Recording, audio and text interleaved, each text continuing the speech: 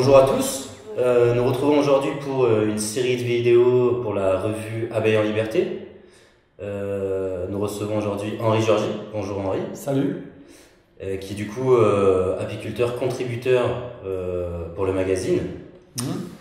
On pourrait peut-être commencer par quelques mots d'introduction, de présentation. Est-ce que tu peux te présenter du coup en quelques mots? Eh bien, je suis un ancien apiculteur professionnel. J'ai exercé pendant une quarantaine d'années, dont 20 ans en professionnel. Avant, j'étais purement amateur. Et voilà, j'ai pris ma retraite il y a une dizaine d'années des abeilles, jusqu'à ce que... Enfin, voilà, j'ai pris ma retraite et puis j'ai eu d'autres occupations. Et je suis revenu ensuite à l'apiculture. Enfin, à l'apiculture, je dirais plutôt à l'accompagnement des abeilles, plus qu'à l'apiculture, parce que j'ai eu j'allais dire une révélation, c'est pas vraiment le mot, mais une prise de conscience que pendant 40 ans, j'avais côtoyé les abeilles sans vraiment les connaître.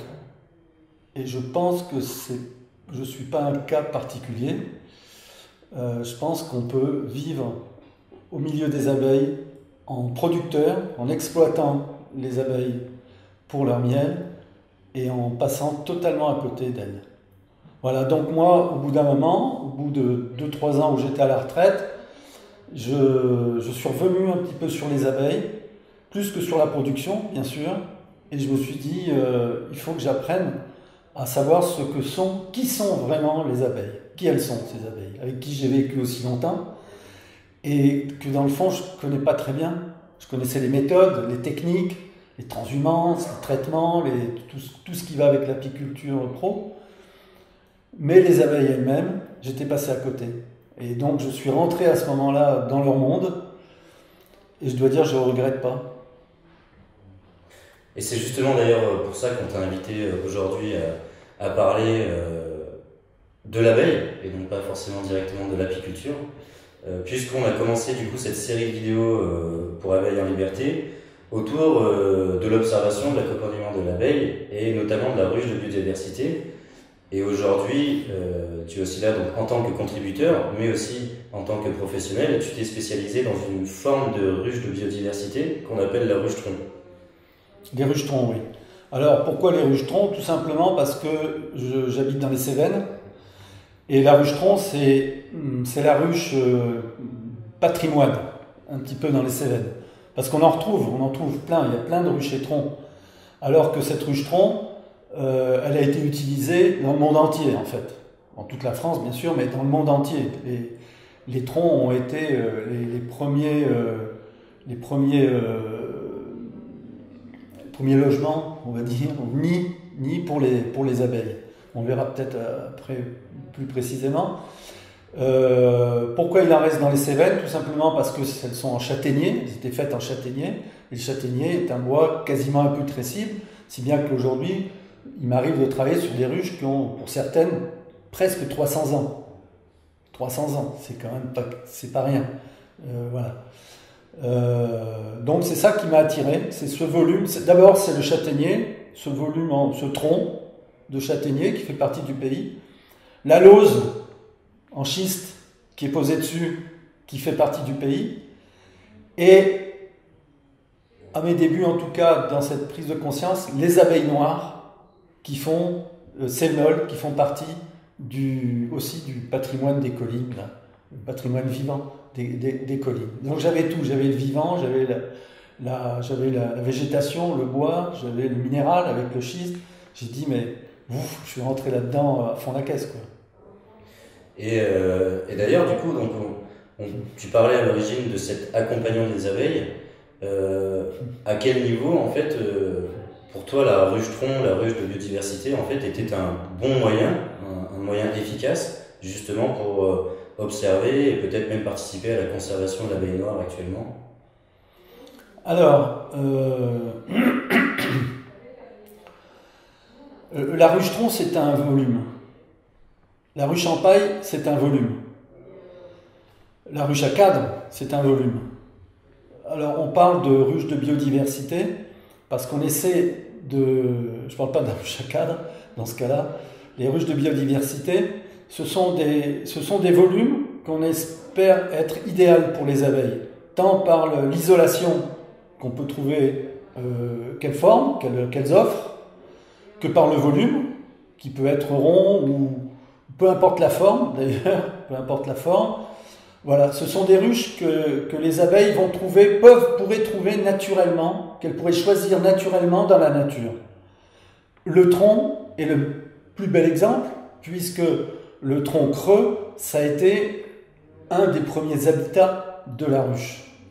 Il y a 50 millions, 60 millions d'années, socialisation de tous ces insectes, mais hyménoptères, qui deviennent des abeilles sociales, et qui cherchent à se protéger, puisqu'elles sont... C'est un super organisme, c'est un organisme vivant, qui n'a pas de protection, il n'a pas de carapace, il n'a pas de peau particulière, et donc il faut qu'il trouve un abri. Et les troncs forment dans la forêt, puisque c'est à l'origine quand même un insecte forestier, puis il faut dire que des forêts, à l'époque, ça ne manquait pas, il y avait que ça. Donc elles trouvaient protection dans ces troncs, dans les troncs. Donc voilà, le choix de la ruche tronc, pour moi, c'est le choix premier. C'est le choix premier pour les abeilles. D'accord, et du coup, pour revenir là-dessus, donc concrètement, pour que les gens comprennent concrètement quand on parle de ruche de biodiversité, de ruche tronc, c'est-à-dire que du coup, il n'y a pas ou peu d'intervention de l'homme dans cette ruche. Comment ça se passe en fait, à proprement parler? Alors, effectivement, on parle beaucoup de ruches, de nids d'abeilles, qu'ils soient en paille, qu'ils soient en tronc, etc. Mais c'est pas trop ce qui importe. Ce qui importe, c'est la façon dont on va se comporter avec les abeilles. Après, le volume qu'on leur offre, je vais vous donner un exemple. J'ai trouvé un essaim, à l'époque où j'étais en Bourgogne, dans un grenier d'une école, où on m'avait appelé, il y a des abeilles, nanana, il faut les enlever. Je monte dans le grenier, un grenier monstrueux, très haut, 3 mètres de haut, enfin voilà. Donc peut-être 300 mètres cubes de volume. Quelle ruche! Et au milieu de tout ça, pendu à une poutre, un essaim d'abeilles absolument gigantesque, avec des bâtisses qui devaient faire 80 cm de haut, qui devaient faire au moins 70 ou 80 aussi de large, des rayons gavés de miel d'abeilles. C'était une ruche. Elle n'était ni ronde, ni carrée, ni... Voilà. Donc ce qui importe, l'adaptation des abeilles dans leur nid, c'est leur affaire. Nous, notre affaire, c'est en fait, et c'est là qu'on peut parler d'accompagnement des abeilles, c'est le moins d'intervention possible. Le moins d'intervention possible. Alors moi j'ai une question par rapport aux ruches-troncs. Ici on est dans les Cévennes. Les ruches-troncs sont des ruches traditionnelles qui étaient utilisées pour la production de miel également. Est-ce que on les regarde et est-ce qu'on les utilise toujours de la même façon? Est-ce que toi tu les utilises de la même façon que c'était le cas il y a 150 ans ou plus? Alors au départ oui. Au départ on a envie. On a envie de faire comme les anciens. Mais c'est là où on voit que les ruches de biodiversité, l'apiculture que nous pratiquons, se modernise aussi, elle. Enfin, entre guillemets, se modernise, évolue. C'est-à-dire qu'à l'époque, effectivement, les ruches étaient exploitées pour leur miel. C'était économiquement pour les fermes du coin, les paysans du coin, c'était un beau revenu déjà. Et puis, c'était nécessaire pour le sucre, pour ces choses-là. Et alors, ils intervenaient directement dans la ruche, directement dans le tronc. Je l'ai pratiqué pendant 1 ou 2 saisons, pas plus, parce que pour moi ou pour nous, c'était inconcevable. C'est du pillage. Eux se permettaient ça, parce que ça faisait partie de leur tradition, mais découper à même la ruche, sortir les brèches, les mettre dans le seau, etc. Vous avez des coulures de miel. Au bout de la 3e ou 4e ruche, c'était un pillage généralisé. Tout le monde se faisait piquer, bien évidemment. Les abeilles étaient dans une rage noire et il fallait ou changer de rucher ou aller à l'autre bout pour continuer s'il y en avait. Donc, ce n'était pas une solution. Il a fallu évoluer. dans ce sens-là. Et maintenant, le peu de ruches-troncs sur lesquels je veux prendre du miel, parce qu'elles sont rares, je mets une petite hausse dessus. Une petite hausse, ce qui permet, au moment de la récolte, de faire cette récolte avec une rapidité, une très grande rapidité, de ne pas déranger les abeilles. Une récolte, ça dure, on l'a calculé, 7 minutes. Le temps qu'on arrive, qu'on enfume un petit peu, on passe une corde, c'est une corde à piano, entre la ruche et la hausse, on tire, il y en a un qui prend la hausse, qui s'en va la poser à une dizaine de mètres, il a un enfumoir, il chasse les abeilles qui vont revenir à la ruche, celui qui reste, il enlève les quelques petites brèches de miel qui dépassent, que les abeilles ont construit en des endroits où on va remettre les clés, on remet les clés, on prend la lose, on ferme, et les abeilles ne se sont rendues compte quasiment de rien. Il n'y a eu aucune gêne et surtout on n'a rien pris dans le corps de ruche qui est calculé, qui a un volume calculé pour que les abeilles aient des provisions pour l'hiver, bien évidemment. Alors qu'à l'époque, on prenait là-dedans.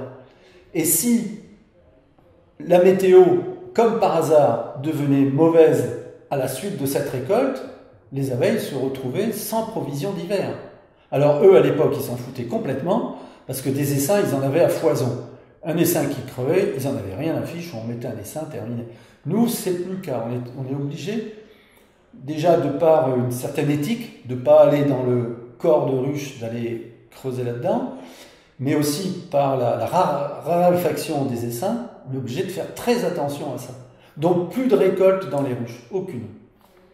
Enfin, si ce n'est la petite hausse en question, quand je le fais. D'accord. Et du coup, quand tu as commencé à faire un peu ce transfert justement de plus avoir du tout de production, est-ce que toi, tu as changé du coup la ruche-tronc elle-même? Est-ce qu'il y a eu une modification? Est-ce que toi, tu les as conçus toi-même? Est-ce que ça se fabrique? Est-ce que tu as récupéré des troncs dans la nature? Alors, tout simplement il y a une chose qu'on a remarqué, c'est que les essaims d'abeilles ont du mal à se reloger dans de vieilles ruches. Pourquoi? Je n'ai pas l'explication vraiment, parce qu'on en a préparé d'anciennes, on les a bien préparées en passant la flamme à l'intérieur, en les rendant assez attractives. Et c'est vrai que c'est rare que des essaims viennent se reloger. Il faut dire que l'essaimage n'est plus comme il était dans le temps, il y en a beaucoup moins, et puis, ma foi, souvent les ruches-troncs restent vides. Donc, il a fallu, puis certaines ont pris de l'âge, 200, 300 ans, ça laisse des traces quand même. Donc, moi, personnellement, en tout cas, moi, je me suis mis à fabriquer des ruches-troncs. Je me suis mis à fabriquer des ruches-troncs de façon traditionnelle, comme ça se faisait dans le temps, c'est-à-dire en sélectionnant des troncs dans la forêt, des troncs d'arbres, chez un agriculteur ami, avec qui je travaille, et avec qui j'ai beaucoup travaillé. Et on va dans la forêt, on sélectionne les troncs, on les coupe, ceux qui sont aptes à faire des ruches, et ensuite on les creuse avec des outils spécifiques que j'ai fait faire, comme dans le temps, des gouges, des ciseaux, enfin voilà. Et voilà, après il y a la fabrication des clés, il y a la mise en place des croisillons, c'est une suite d'opérations qui vont aboutir à une ruche-tronc nickel, quoi. Voilà. Donc des ruches-troncs, voilà. Oui, une question qui arrive dans la foulée, c'est la question de savoir si tout le monde peut pratiquer en ruche-tronc. Puisque tu as l'air d'écrire une fabrication un peu sportive. Est-ce que c'est la ruche idéale pour commencer? Est-ce que tout le monde peut pratiquer en ruche-tronc facilement? Alors, là, il y a deux questions. Excuse-moi. Oui. Il y a la question de la fabrication de la ruche-tronc, posséder une ruche-tronc, et il y a la conduite ensuite. La conduite, enfin, l'accompagnement des abeilles qui vont avec. La première, avoir une ruche-tronc, c'est pas évident.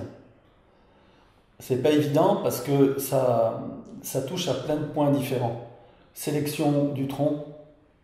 Déjà, c'est quoi ce tronc? Est-ce que c'est un arbre qui est déjà mort, qui est déjà plus ou moins creusé, il y aura moins de difficultés à creuser, ou est-ce que c'est un tronc bien sain, bien... Voilà. Il va falloir posséder des outils spécifiques qu'on ne trouve plus. Il faut les faire faire. Ensuite, il faut avoir la technique pour creuser ce tronc au volume idéal. Et puis ensuite, il y a les clés. Il faut faire des clés qui s'adaptent dans des gorges bien spécifiques. Il y a le trou de vol, il y a les croisillons. Donc c'est pas évident. Il faut trouver la lauze.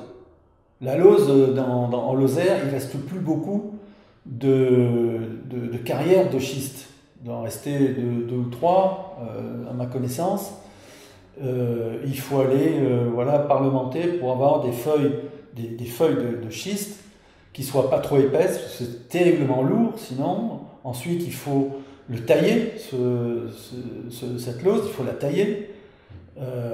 Donc ça nécessite encore de l'outillage, encore une façon de savoir tailler ensuite cette lauze. Donc ça demande beaucoup de choses. Mais tout est possible. On peut aussi trouver quelqu'un qui accepte de vendre une vieille ruche-tronc encore en bon état. C'est rare. Les Lozériens, les Cévenols, sont très attachés à leur patrimoine familial souvent. C'est le rucher-tronc qui est au-dessus de la maison, de la ferme. Or, nous, on voit ça comme ça, on voit ça, il y en a qui sont tombés, les lauses sont par terre, tout ça. Eux aussi, ils le voient, ça. Mais ils ont un attachement, qu'on comprend bien d'ailleurs, pour l'histoire de ces ruchers-troncs et des ruches-troncs. Donc, ils ne les lâchent pas si facilement que ça. Voilà. Puis après, il y a à faire des stages, parce qu'il y a des stages on fait des stages d'apprentissage à faire sa ruche-tronc. Donc ça, c'est un premier aspect. Et le deuxième, c'est l'accompagnement de ruche-tronc.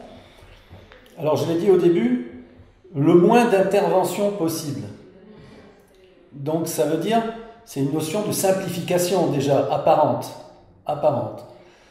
Néanmoins, il faut avoir une bonne connaissance de l'abeille. Il faut avoir une bonne connaissance de l'abeille, tant du point de vue théorique, donc connaître l'abeille depuis sa naissance jusqu'à sa mort, savoir toutes ses fonctions, etc. Et une bonne connaissance aussi des réactions des abeilles, des réactions, des comportements de l'abeille. Et ça, c'est pas dans les livres. Ça, c'est à force de voir des abeilles, à force de voir des situations différentes, une multitude de ruches différentes. Voilà. Et ça s'acquiert avec le temps. Avec le temps. Moi, si j'avais un conseil à donner, je dirais, allez-y, lancez-vous. Allez-y, lancez-vous. Vous avez la ruche-tronc, débrouillez-vous pour avoir un essaim d'abeilles, enruchez dans ce tronc-là, et puis contentez-vous d'observer. Contentez-vous d'observer. Après tout, qu'est-ce qu'on observe là ? Le personnage qui a une ruche-tronc, qui a mis des abeilles dedans, qui ne connaît pas grand-chose, mais dans le fond, il est dans quelle situation ? Il est dans la situation d'un promeneur dans la forêt qui a trouvé un essaim sauvage dans un tronc d'arbre. Est-ce qu'on est obligé, parce qu'on a trouvé un essaim, une colonie d'abeilles dans la forêt, est-ce qu'on est obligé d'intervenir ? Non. Il est dans cette situation-là. Son essaim, sa colonie, peut-être mourra l'année suivante. Il renouvellera, ou ça se renouvellera peut-être tout seul. Il réobservera, puis il discutera avec l'apiculteur du coin, avec qui il a sympathisé. Ses connaissances il va acquérir des connaissances comme ça petit à petit. Ça, c'est un moyen d'avoir des abeilles. Il n'aura peut-être pas de miel, sûrement, peut-être qu'il n'aura pas de miel, hein, mais dans le fond, ce n'est pas la préoccupation première quand on est attaché à la nature, simplement à la nature, plutôt que la tartine de miel le matin. Tu veux dire qu'on peut commencer à accompagner les abeilles, à élever les abeilles sans intervenir, alors que l'apiculture moderne, elle est quand même fondée sur la ruche à cadre, la manipulation, elle est beaucoup fondée sur l'interventionnisme. Ça veut dire que tu vas un petit peu à contre-courant de ce qu'on voit partout ? Je ne vais pas à contre-courant, je vais en parallèle. Je ne vais pas à contre-courant Parce que je sais qu'aujourd'hui, dès qu'on parle d'une apiculture autre que celle traditionnelle et conventionnelle qu'on trouve dans les ruchers écoles, on n'est pas très bien vu. Hein, on est quelqu'un qui ne veut pas faire comme les autres, on n'y connaît rien, bien évidemment, ça c'est le premier truc. On va créer des colonies qui vont porter des maladies, etc., etc. Ça, c'est systématique, c'est comme ça que c'est vu cette affaire-là. Mais c'est pas du tout comme ça que ça fonctionne.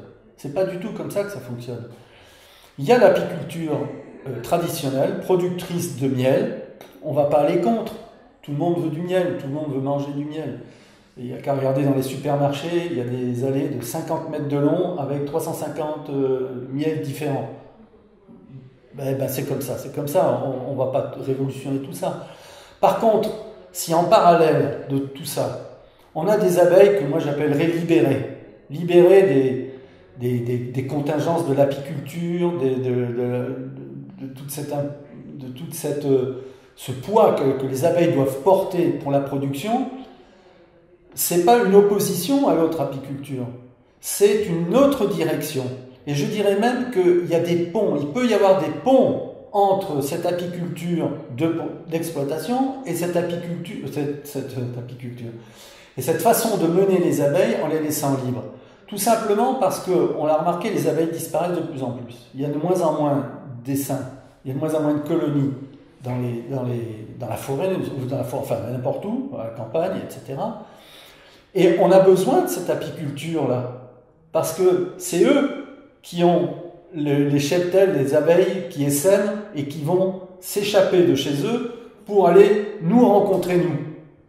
Moi j'ai besoin de ça. J'ai besoin de ces nurseries, un peu, d'essaims qui s'échappent, hein, quelles qu'elles soient, que ce soit des italiennes, des carnoliennes, des buckfast, des abeilles noires, ce qu'on voudra, j'en ai rien à fiche. Pour moi, ce sont des abeilles qui quittent un monde et qui reviennent vers le nôtre. Donc on en a besoin. Et la deuxième chose, c'est que on a parfois de très bons contacts avec l'autre apiculture, cette apiculture d'exploitation. On a de très bons contacts. Moi, ici, dans les Cévennes, j'ai des amis apiculteurs professionnels, donc qui en vivent, qui sont relativement jeunes, en tout cas beaucoup plus jeunes que moi, qui doivent avoir 35-40 ans, qui en bavent beaucoup, parce que c'est très difficile, c'est très dur, et qui entendent mon discours, qui voient vivre mes abeilles, et qui sont intéressés par ça. Ils sont intéressés par, quand je leur dis, oui, mais les méthodes que nous avons utilisées, parce que je m'inclus pour les avoir utilisées, nous les avons utilisées, affaiblissent les abeilles. Et j'ai des arguments pour ça. Je ne manque pas d'arguments. Ils l'entendent. Et certains commencent par passer en bio. Et puis ils disent, ah bah tiens, moi c'est fini, je ne veux plus entendre parler des transhumances, je ne fais plus de transhumances. Bon, etc. Il y a tout l'élevage des rennes, par exemple. L'élevage des rennes. Eh ben, je laisse la supercédure se faire dans mes ruches. La supercédure, c'est le remplacement de rennes naturel dans la colonie. Avant, c'était pas ça. On supprime la reine, on la change, etc. Donc il y en a qui, peu à peu, à petits pas, entendent et viennent dans cette direction-là. Donc en effet, si on comprend bien, minimiser cet aspect un peu de confrontation, parce que le but c'est simplement d'arriver à ce qu'on arrive aujourd'hui à avoir une éthique un peu plus portée sur l'abeille, mais bien évidemment, comme tu l'as répété, que le miel fait partie de la société, que tout le monde consomme du miel, et que ça soit du propolis, que ce soit plein de... Donc ce n'est pas une opposition totale, c'est pas un dogme, non. Mais c'est une complémentarité. Tout à fait, exactement. Exactement, c'est une complémentarité. Et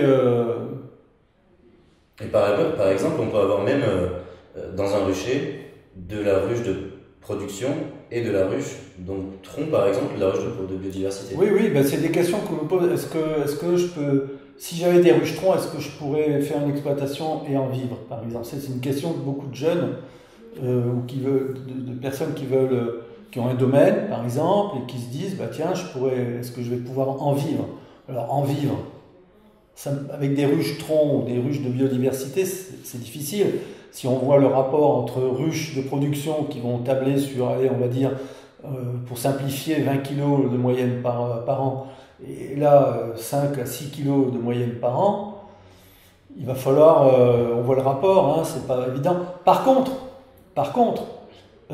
tirer parti de toutes les possibilités de la ruche, la propolis, on parlait de la propolis tout à l'heure, de la cire, on retire de la cire.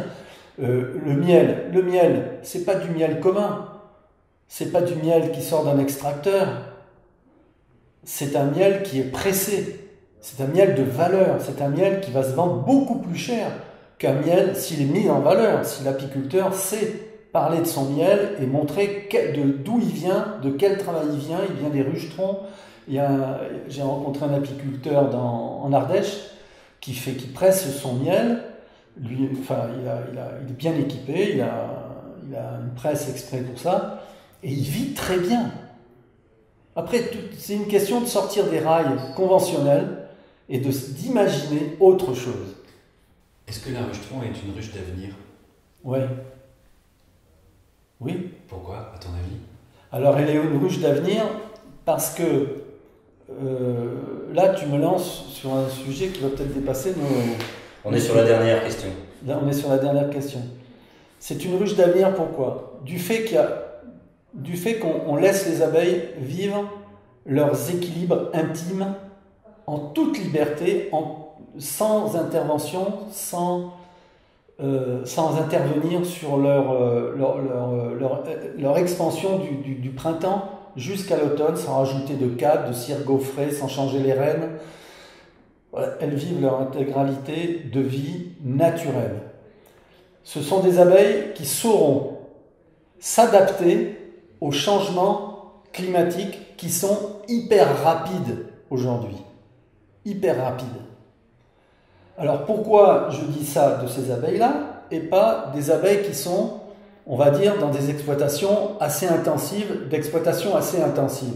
Tout simplement parce que les manipulations qu'on fait sur ces pauvres colonies d'exploitation sont les méthodes qui sont utilisées cassent, si vous voulez, ce pouvoir qu'ont les abeilles de s'adapter.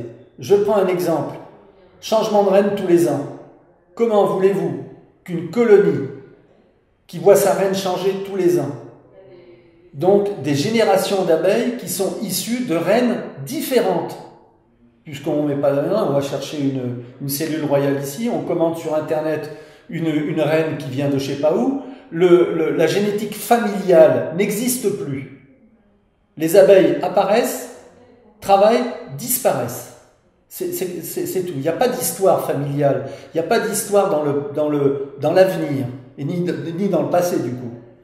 Comment ces abeilles peuvent retrouver ce pouvoir qu'ont les abeilles, ce pouvoir d'adaptation au changement climatique, au changement de la flore mellifère, pollinifère, parce qu'on n'en a pas parlé, mais tout est d'une explosion. Pour nous, on voit bien le climat de la planète change.